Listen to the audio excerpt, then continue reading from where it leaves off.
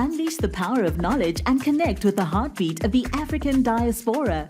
Download our African Diaspora News Channel app now on Google Play and Apple App Store. Stay informed with authentic and diverse perspectives, breaking news, and cultural insights. Immerse yourself in a community that celebrates unity, resilience, and progress. Experience the vibrancy of the diaspora at your fingertips.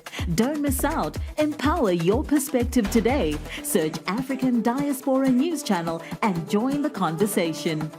Now, let's be real. Who would have thought Burkina Faso would be making moves that are disrupting the status quo across Africa, not just in Burkina Faso? An over $43 million cement plant just opened up in the country, and it's shocking the world, not just because of its size, but because of what it represents. Think about it. This isn't just about cement.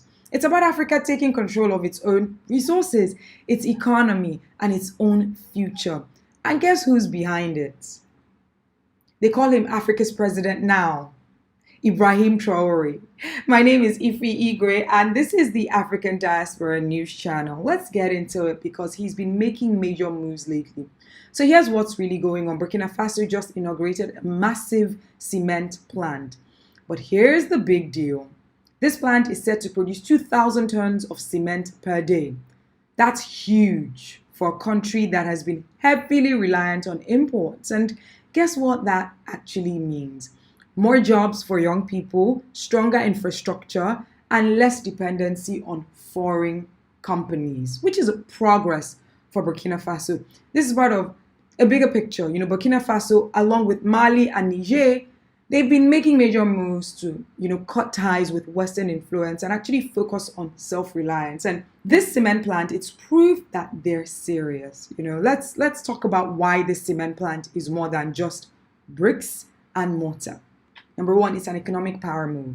Instead of depending on imported cement from foreign companies and all those usually set the prices, Burkina Faso is saying, we'll produce our own, thank you very much. We'll handle it from here. That's an investment into their own economy instead of sending the money overseas. It's creating jobs. Hundreds of young people are getting jobs from this particular plant, not just as factory workers, but across the entire supply chain. Think about it.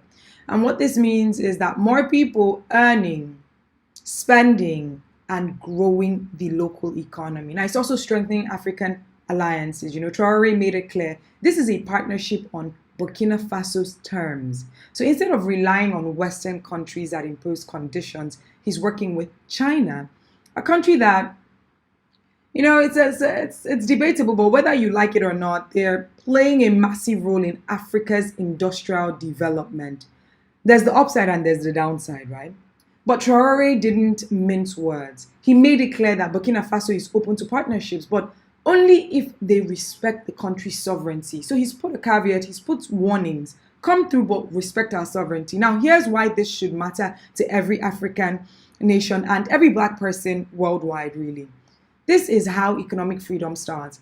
If more African nations follow this path, we stop begging for aid. We stop being at the mercy of the West, and we start owning our own industries. It's setting an example.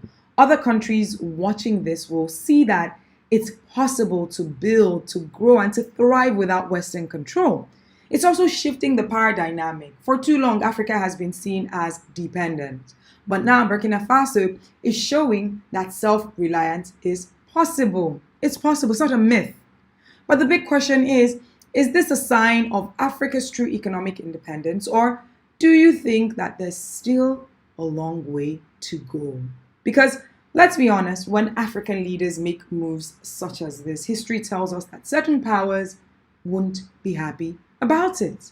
We've seen this happen. Will Burkina Faso continue rising, or will there be obstacles along the way? Let me know what you think in the comments. Let's talk about it. My name is Ify Igwe, reporting from Nigeria's African Diaspora News Channel.